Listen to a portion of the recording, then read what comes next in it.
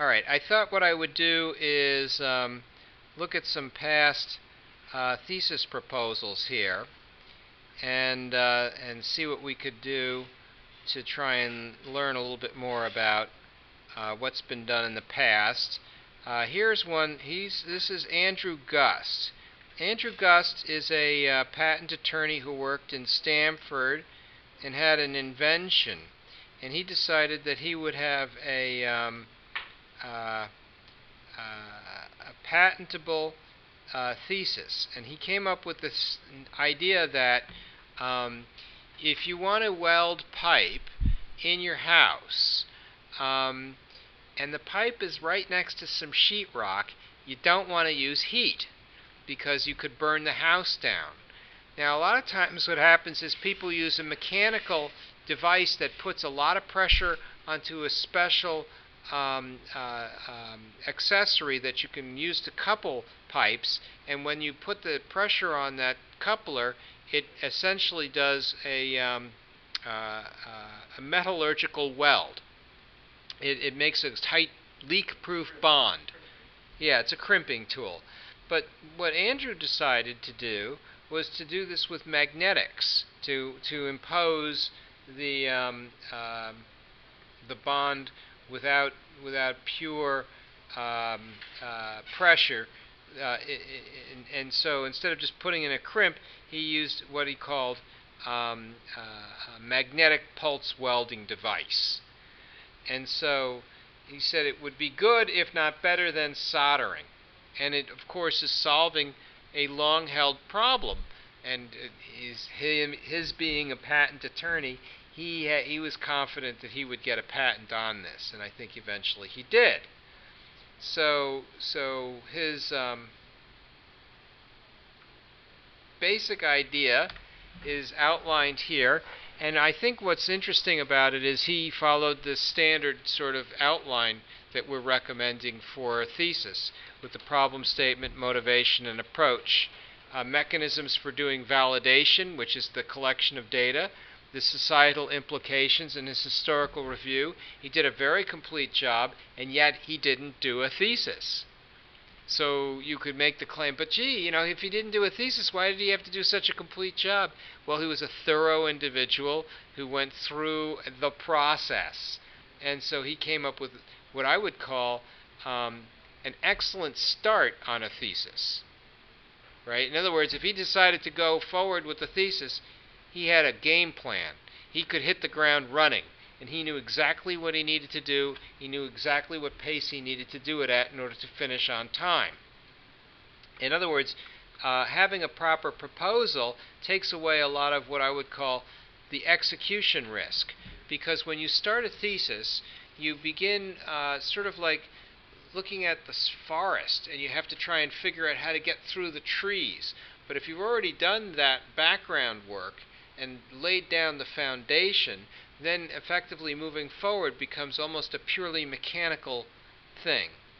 So you know where you're coming from, and you know where you're going at every step of the way. So here we are solving this very specific problem of welding two pieces of pipe together. And I could almost say, why isn't this obvious?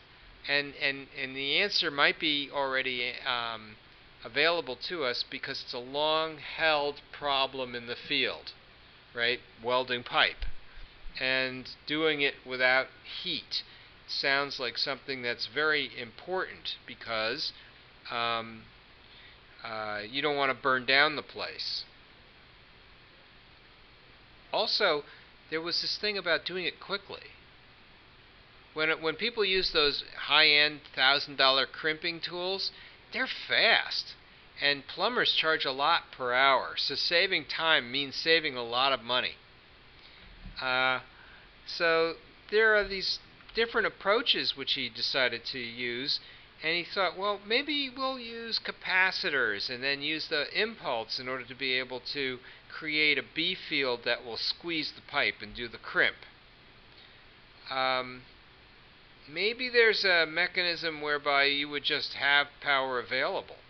And so he came up with all of these different ideas, and when you look at his pictures, and you look at these figures, what I think you see is the kind of figures that you would submit to the patent office. And I wonder if there isn't some kind of a CAD tool available that is really meant for creating patent figures. I know I've often tried to draw things for patents, and I find that it's very difficult to make it right because every single piece is cited and numbered, every single piece is described, and drawing figures for patents in and of itself is a very specialized kind of drafting. It's the kind of drafting that you really have to learn. But I think there should be CAD tools available for this. Well, I have, yeah. If you're proficient in CAD, you could do it. It's just Yeah. I don't think there's something specific. Nothing specific for patent drafting? That I've seen, but I know there's people that this is what they do for a living is they just do the pictures for people's patents. So they must have tools that allow them. Yeah, I would be real interested to know how they do that. Because I've tried different patent tools myself, different graphics tools myself. I've never been able to find anything that's 100% good enough. And when you look at this stuff, you think, gee, look at all the detail. Yeah, and all the patents, all the pictures look almost identical. When you see, like, especially with mechanical things like this, it's like, who's the one who's drawing this? That they all look like so. I don't know. I mean, one thing I'm often interested in is these lines in here. Sometimes they're straight lines, but sometimes they're curved, and when they are curved, they're curved in a very elegant way. This one looks like it might have even been hand-drawn. Kind of weird, right? Why would you hand-draw something like that? Used to be, if you hand-drew these things, you had to draw them with Indian ink. Although here in the New Age, everybody uses toner. Just so that it was dark enough to be seen or something. Yeah, you had to have good contrast. And I guess if you're using a CAD tool with Indian ink, with toner, it's just as dark as any ink. I think everybody uses CAD tools now for these things. If you file electronically, you don't even have to worry about it. I know. I actually tried filing it electronically, and I got an office action that said I didn't sign it properly. So you need there's a specific electronic signature. It's like backslash your name, backslash something like that. Well, they said backslash, but then they clarified it and said they really meant forward slash. Oh yeah. So when I say backslash, I'm doing the forward slash. Yeah, backslash is truly a different direction. Backslash is the character under the vertical bar, whereas forward slash is the character under the question mark. Yeah, so that's the one I call backslash, is the one under the question mark. The one under the question mark is a forward slash.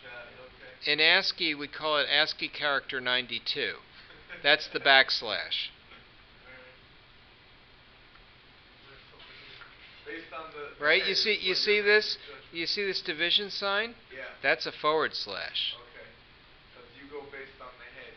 The head's facing forward. Yeah, if it leans backward, then it's a backslash.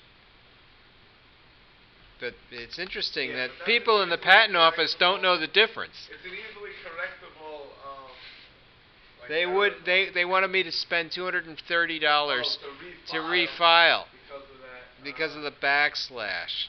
Got it. I mean, I kept appealing it, and they kept bouncing the appeal.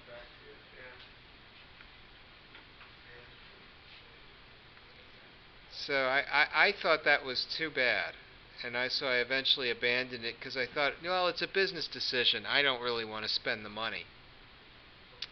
These are really beautiful pictures. I wonder if he drew them. I'll bet you. Yeah, well, he worked at a law firm. So he started his own. Oh, has he? Yeah, Gunter and Gust. And Oh. actually, most of the people that are there have an MSEE.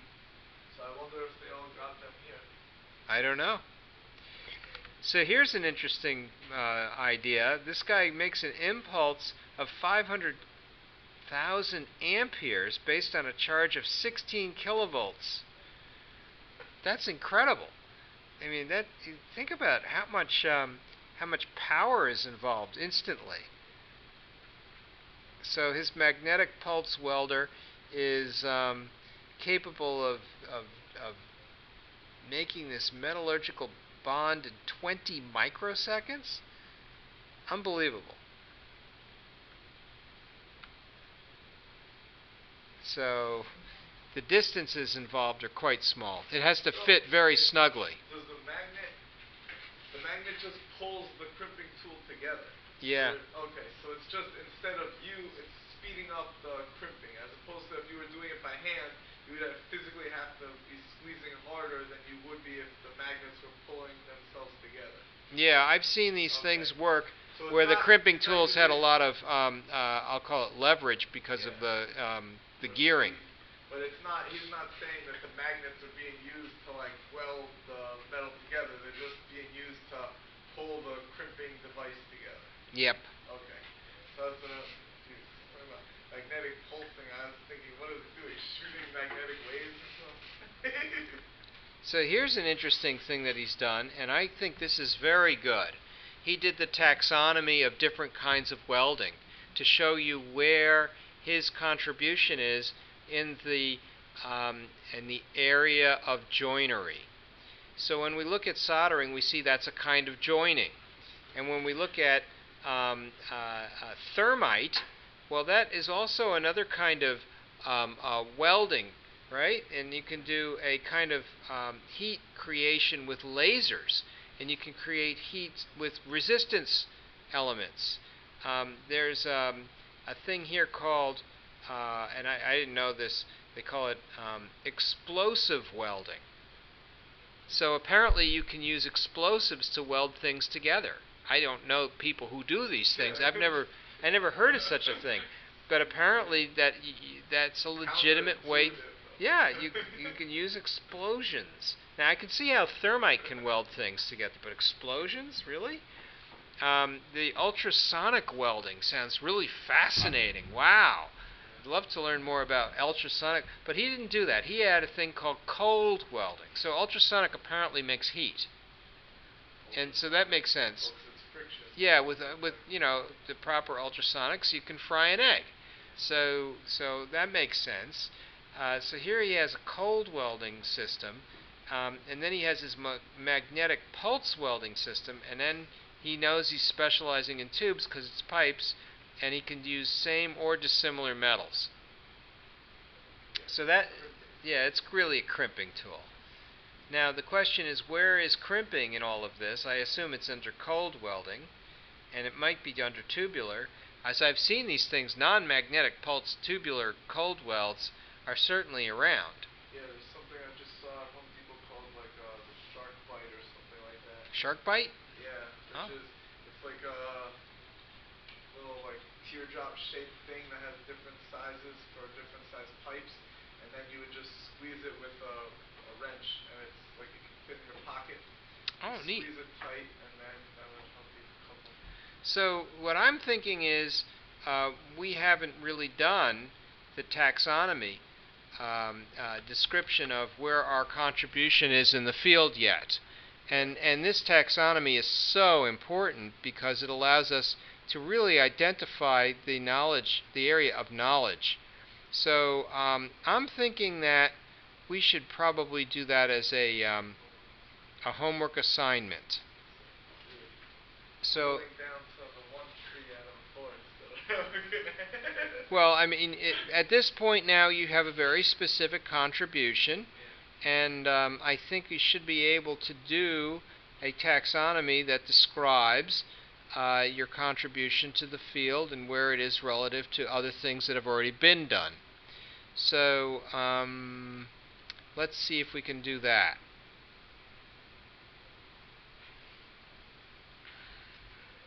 I think it goes here under course content. And let's just make sure we've got the right homework number on this. So we've got the papers, the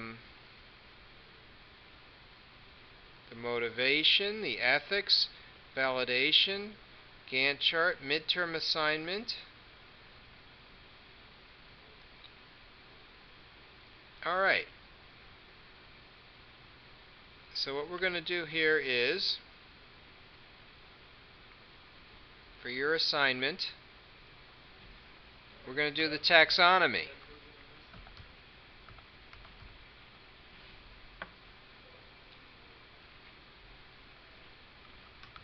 For your next homework, oh, I forgot to check which homework number we were on. Is it 8? 7? 8. Yeah, so this is going to be homework number 8. So what we'll do is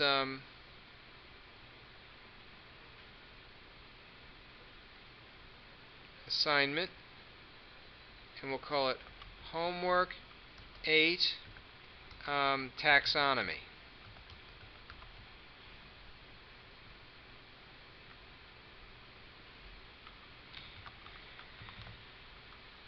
Create a taxonomy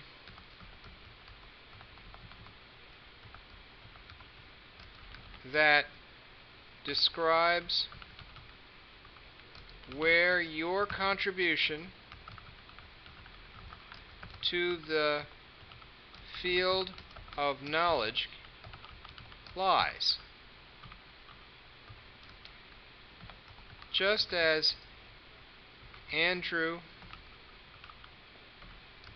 Gust did, as described in the lecture, you must create an acyclic graph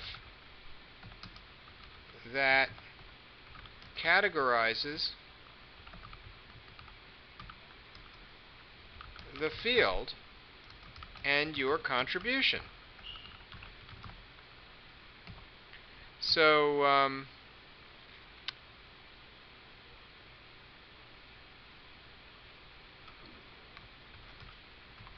create a, let's say, graphic depiction.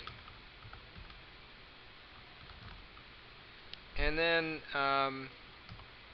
you can use, I'll say, any draw tool that you like. Okay? And then also include a revised problem statement. Whoops.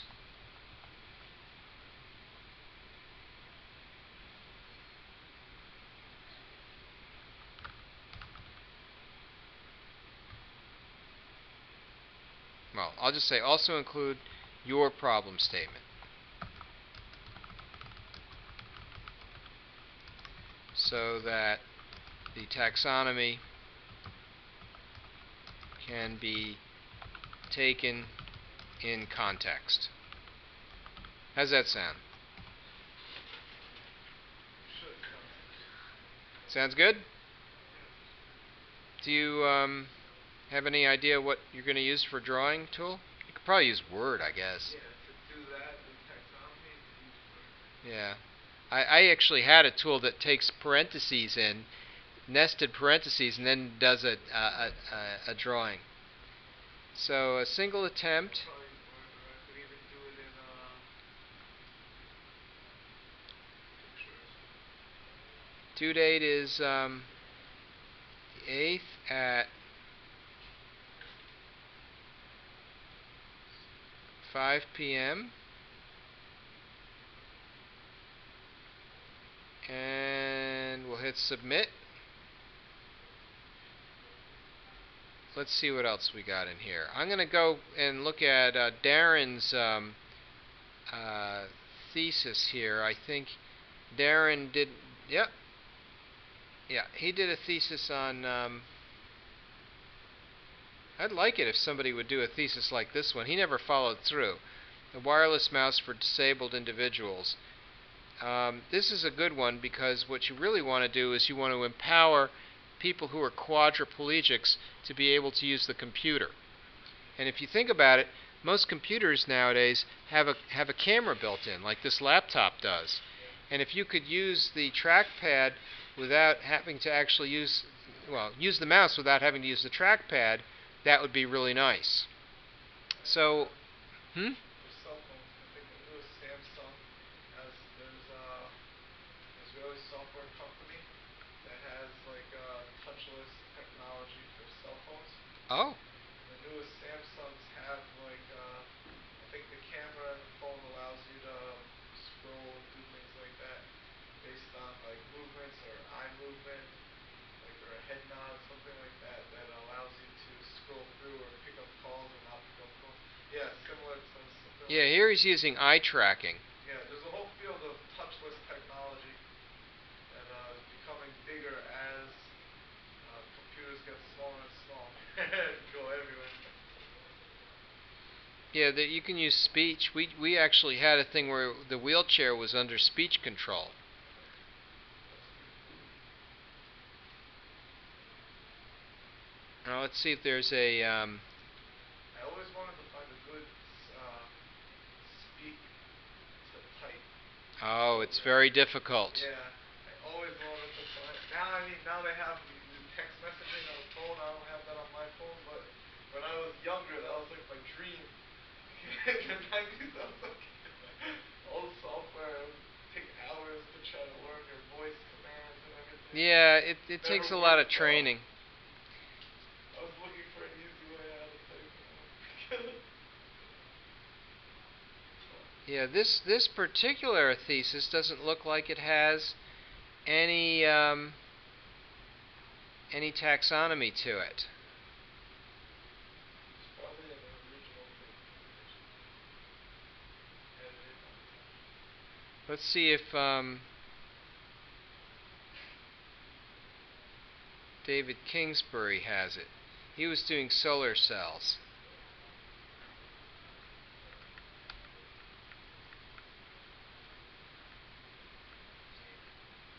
I know I had it in my oh. Yeah, you know what's happening here is the equations are taking a while to render. He had a lot of problems with this thesis.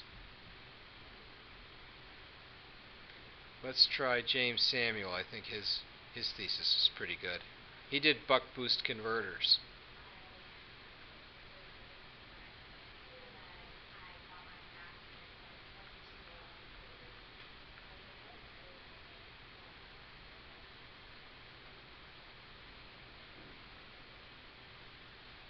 He actually built this, which I thought was pretty cool, especially for someone who was just doing a proposal. Yeah. Okay,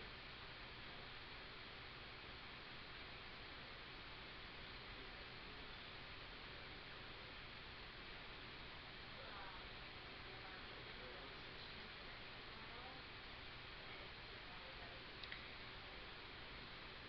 one? Yeah, a buck boost converter is a step-down voltage regulator. A similar thing can be used for step-up. What was different about his though than any other over-the-counter or something? Oh, he was using this to give you multiple voltages with an interesting design for people who wanted to sit around a table and have a universal charger for their laptops, because he was supplying DC Okay. at different voltages and with adapters.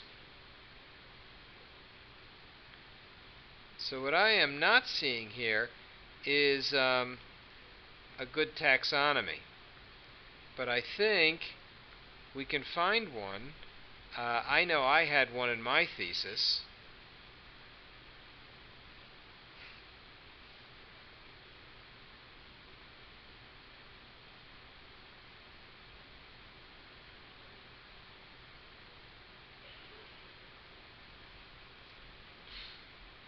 Let's see if we can get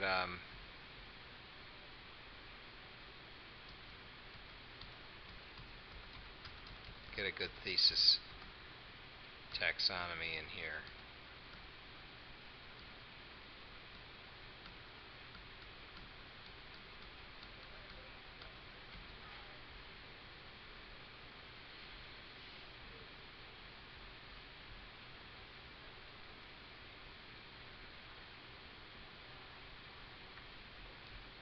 I think what I'll do is I'll just bring up my thesis. It's probably the easiest way to go. It'll be under Papers.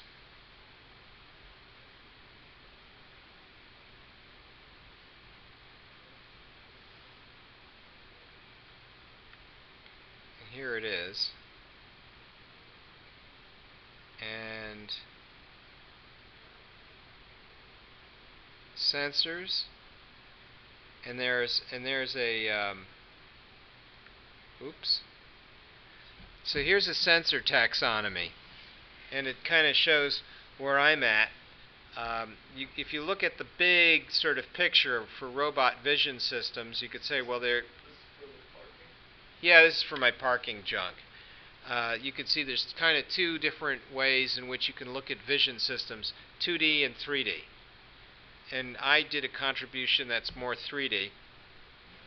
And within 3D, it's either direct measurement or indirect measurement. For indirect measurement, you're doing things like passive binocular vision, like with two eyes trying to see how far something is away. With direct measurement, you can use active ranging or ping. And so with ultrasonics, you're using a ping. And then with optics, you can use a laser and bounce the laser off of something. That's like LiDAR. Or in my case, I was using diffraction range finding. And so I was using the profile of a diffraction image. And so you can sort of see where diffraction range finding is relative to other kinds of 3D vision systems. So when you're doing what they call metrology, by measuring a profile, it's called profilometry. And so I was measuring distances using a contribution to metrology by looking at the profile of something, and I was looking at its diffraction profile. So that becomes the diffraction. That's where I got lost. Yeah. What are you measuring exactly? I'm measuring the distance an object surfaces away from the diffraction grating.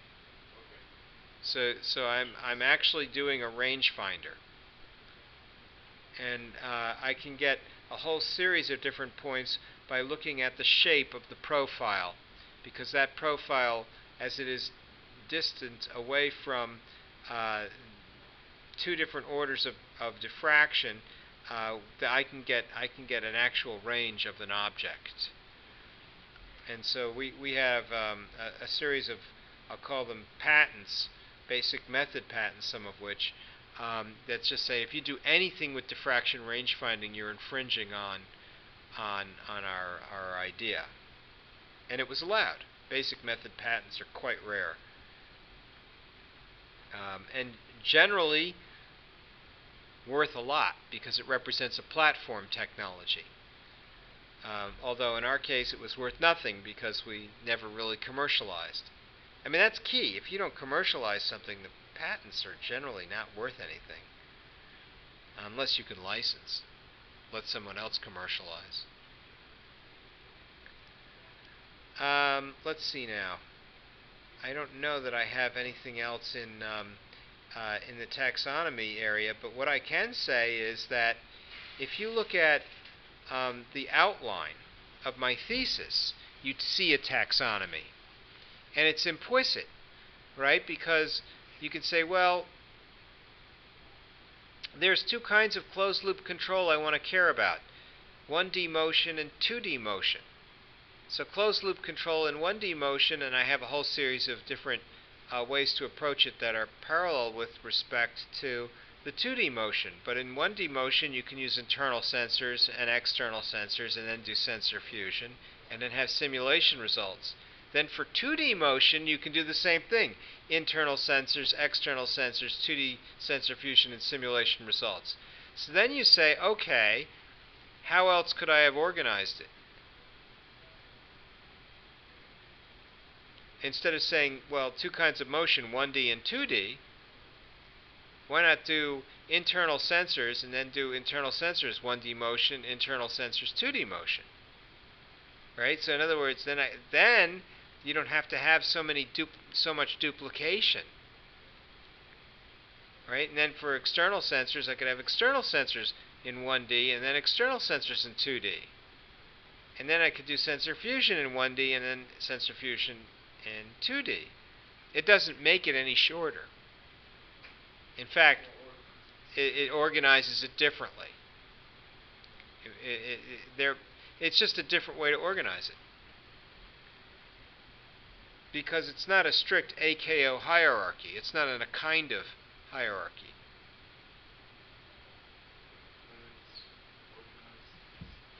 So you don't forget it. Yeah, I mean, that's the other thing. If you look at that now, when you look at the parallel construction and you see 1D, 2D, you can see it for open loop control.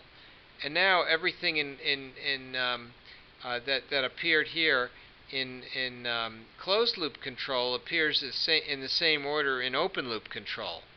So, in a sense, you have created a tree structure, and there are no crossovers in the leaves. The guys in the English department really hate the triple numeration system. I found this out when I did a tenure application, and I organized my tenure application with triple numeration. They felt that it was too anal compulsive, and they didn't see the need for it. Yeah, engineers think differently. But you must understand there is a compelling argument for doing it this way, right? Because, well, not only that, look at how the triple numeration is consistent with figure numbering. So now if I have to renumber my figures, it becomes a simple search and replace. And it's not just figure numbering, right? What about equations? Equation 4.1 is the first equation in section 1, right? So now, if I had to change chapter 4 to chapter 8, all the equations can be kept, and I have to only change parenthesis 4 point to parenthesis 8 point, and I'm all set. That makes it a lot easier. Now, here's the first figure coming in subsection 4.1.2. Well, clearly it's figure 4.1.2-1, first figure. I could have done a similar numeration scheme for the equations, but it would have made the equations too long in the narrative. So from my point of view, if you're going to number your figures manually, and I always do, because I don't trust Word to number them for me, because it'll mess things up in a big way, and then nothing will work properly. This becomes a really good way to organize not only your thoughts, but your numbering scheme. And triple numeration is a recognized numbering scheme in the Chicago Manual of Style. So I've often felt that this was the best way to deal with the fact that Word wasn't reliably renumbering things, because it's not just the figures and their captions that have to be renumbered, but all references to those captions in the narrative. And if those references don't work or are broken, it's terribly difficult to maintain them. So I claim it's the only sensible way to do it. But maybe there's a better way to do it now with Word. I've never been able to get control over it. Yeah, you could. That is pretty straightforward. Yeah, maybe with footnotes it works. But if you're trying to use equations and then keep the equation numbering consistent with the... Yeah, Word's not meant for equations. I don't even think it's meant for complex figures or figure numbering schemes. Now, here's the other thing. As part of the validation, there are a lot of equations here, but I did an awful lot of simulation. and the simulations helped to validate the entire system. So we had these ideas about how you were going to control the car, but only the simulation was able to actually give us a mechanism whereby we could come up with some decent validation. But is that enough? Did I have to actually create a car? A person can always argue, well, no, every test of validation that you're going to do has weaknesses, but you're limited by your constraints. In your case, you had time constraints, monetary constraints, Oh yeah. and whatever else. So you do the best you can within your constraints. And for you, it was the best that you could do. If someone wants to take your thesis paper and further delve into it, then they can do that as well. Well, I mean, here's the thing. Do you suppose maybe it would have been better if I had built an actual robotic vehicle, maybe a model car? That would have been much stronger validation here. Yeah. So we have in simulation weak validation, yet it is a necessary condition. You have to do the simulation before you go out and build stuff because you have to know what you're doing. So that's a difficult problem as far as I'm concerned. And so when I think about validation, like I look at this and I say, geez, it looks like the front is going on a different trajectory than the back. And that's because of the so-called non-holonomic constraints. But it's now very clear to me that you have to swing the front of the car out and then down in order to be able to get the back of the car to go along these smooth S-curve trajectories. And so now we have a mechanism whereby we can say, oh, well, if we have error and it cascades, the car goes off course rather quickly. And so now we have mechanisms to correct that error. Until the maze finder mouse. Yeah, it's like MicroMouse. So You set up the program to get through it, and then once you have that, then you can build a little robot. Absolutely. Yep. So at the end of the day, if you said to me, geez, I've got this enormous simulation and I've got all these extra curves and all these diagrams, but I never built a robot, what good was it? It should have had a robot, a real robot to build, but of course I was limited in terms of how much time I could spend on the project. There are some people who are still coming to me with questions about what to use for their thesis. I'm very surprised by this because they're coming up with ideas that are commercial products already, and it doesn't look like they're contributing anything.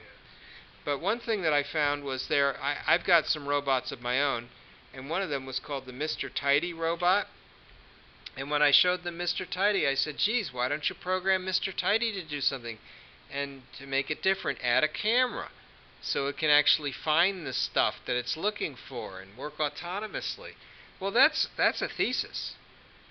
That's a good thesis because you get the robot, you get to actually play around with a robot that's interesting, you get it to do interesting stuff.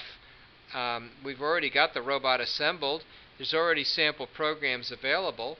And having a robot run over and pick up like a can, that just sounds like a generically interesting thing you can watch and anybody can appreciate it. Yeah.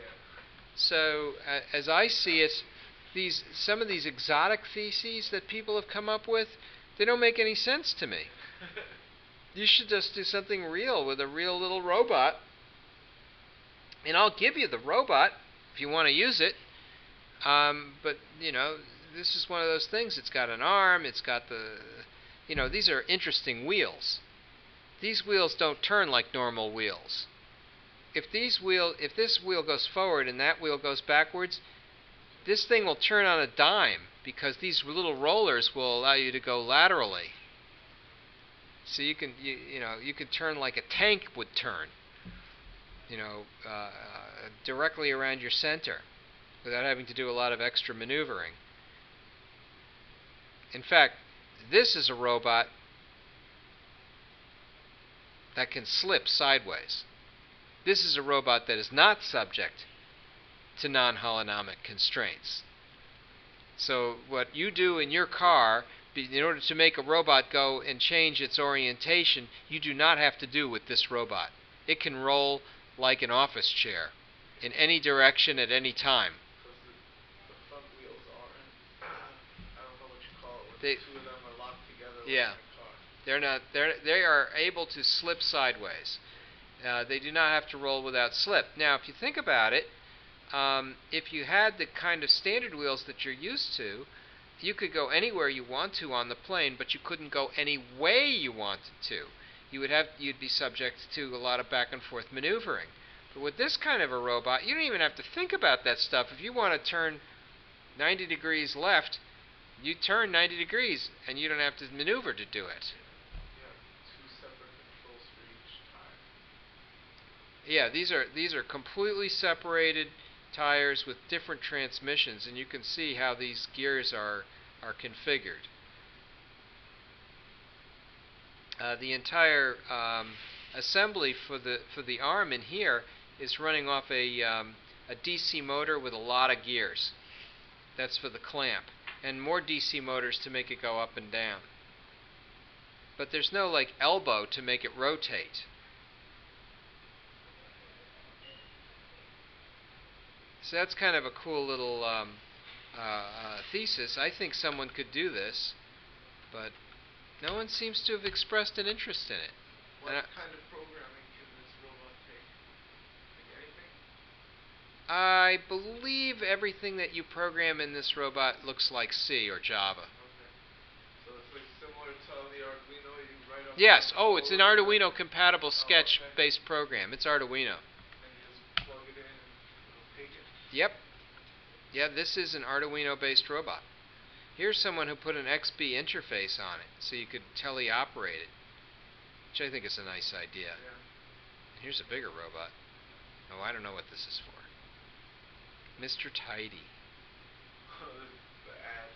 The ad. Is this the Mr. Tidy ad? Yeah, because we already saw some of this stuff. Let's see if there's any other. Oh, you can add ultrasonics. I happen to have one student who's already gotten the ultrasonics to work with the Arduino. Did you take the microcontrollers course? That's being offered in the fall, you know. That might be a good one to take. Microcontrollers. Last time I was the only student that registered for it. Oh, I don't think that'll happen this time. By this time next year, we should have well over 100 students in the ECE Masters program. Wow. Yeah, the program is growing quite rapidly. I don't know how to make this larger. Oh. Next semester, maybe my last semester. Really? Yeah, I think I need 15 credits after this semester to graduate. That's only 3 courses. You going to work during the summer? No, 3 courses would be 9. Well, if I take the Oh, class 15. over the summer, Yeah, yeah. then definitely I'd be able to do it. Hopefully I'll be done and I can get back to work.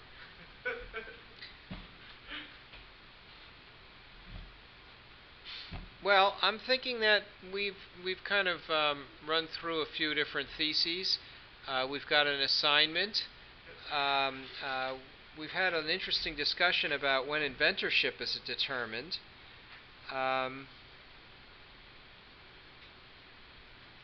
Let's see now. What do we know?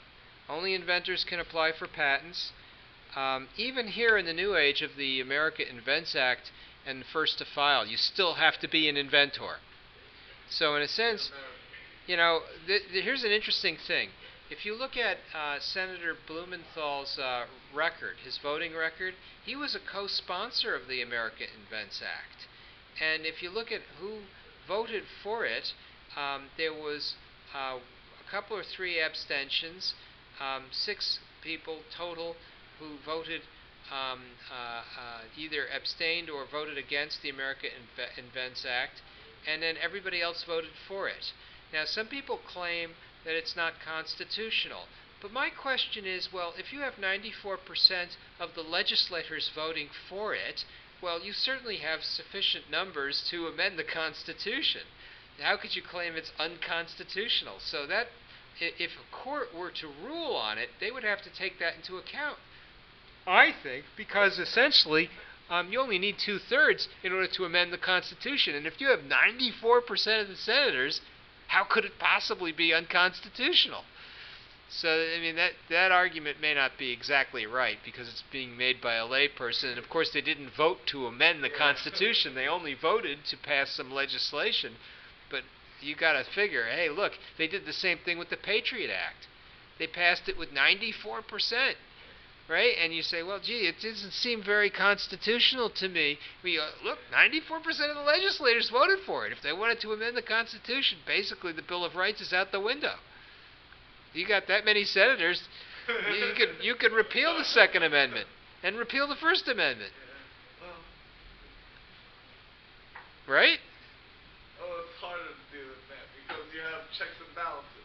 So the Supreme Court would step in and they're the ones who decide whether or not the senators can vote on this or not even.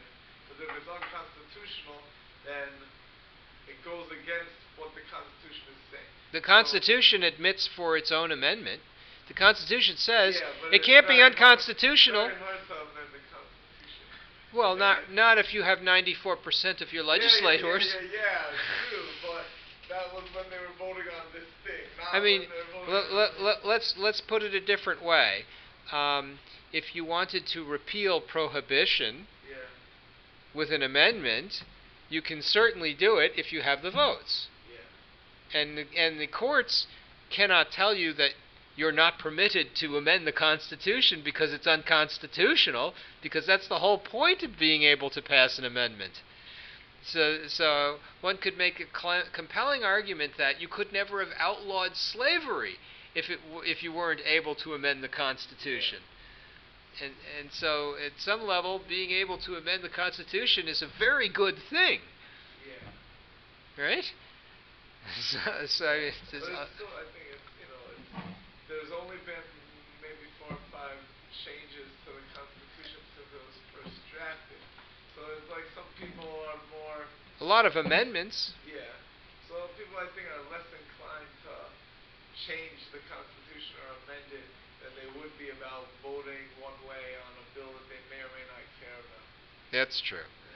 Well, one of the things that I could make the claim of is, although it felt to me like the America Invents Act was unconstitutional, there were an awful lot of people who were sworn to uphold the Constitution who voted for it. And so they must have felt like it was constitutional. And so now the big question is, what would the court do?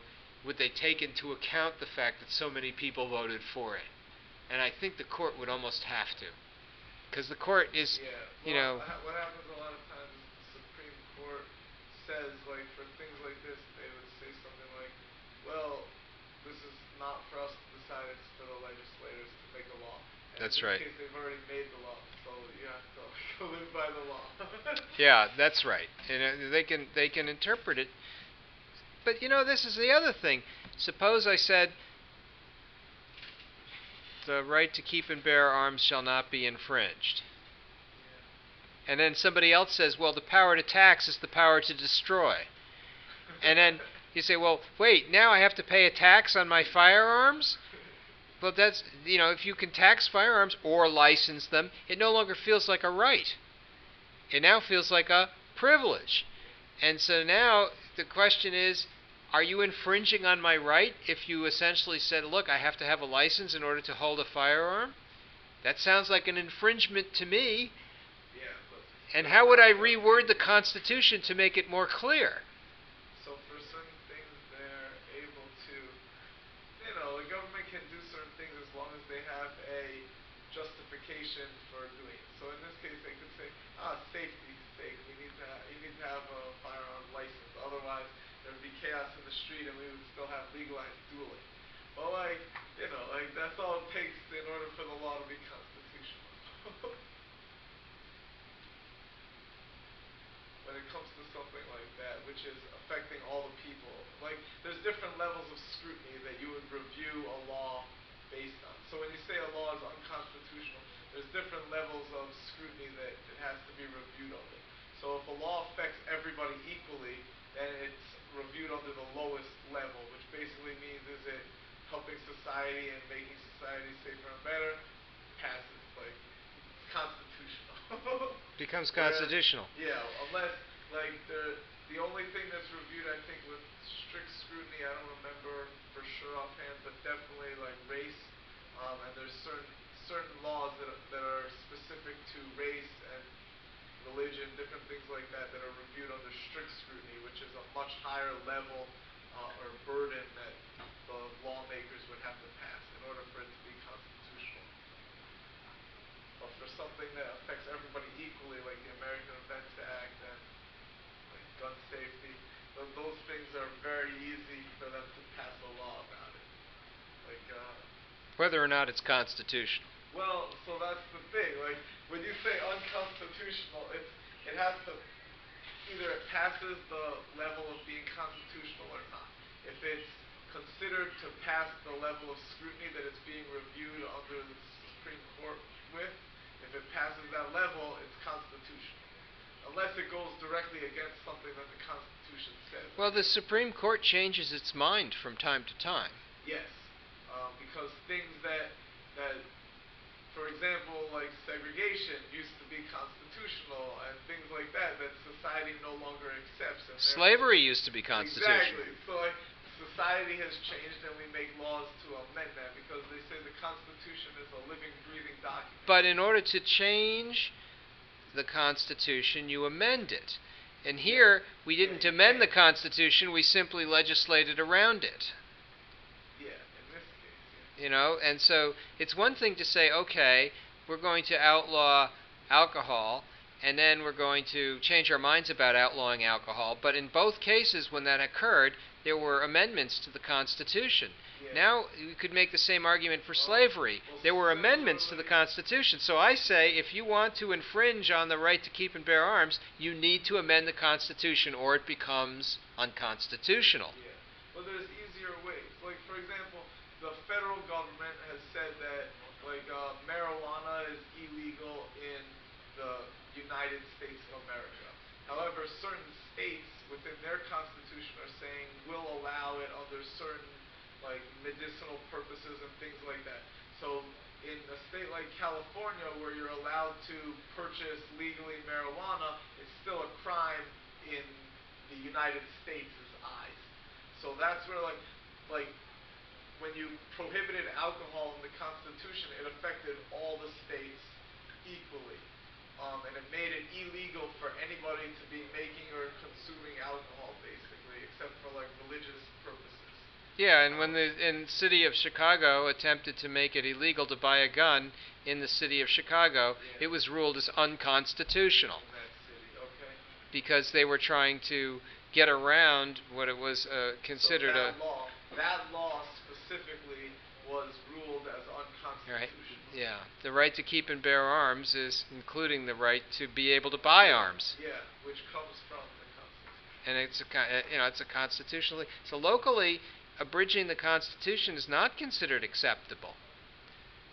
And some people say, well, now I can make it so that it's impossible to buy ammunition. Yeah. And that, in effect, makes it gets around the fact that you can still have arms. You just can't shoot them because you have no bullets. Chris Rock has a story about this. We should make bullets cost like $10,000 a piece, because that would really reduce violence. Well, that's effectively what they've done. Yeah. You can't go into Walmart and buy bullets anymore because there are none on the shelves, because the government is buying them all. And so as a result, it's made it almost impossible to go and practice. Yeah, very difficult. All right, well, I think that's all we have for today. Let me shut this down.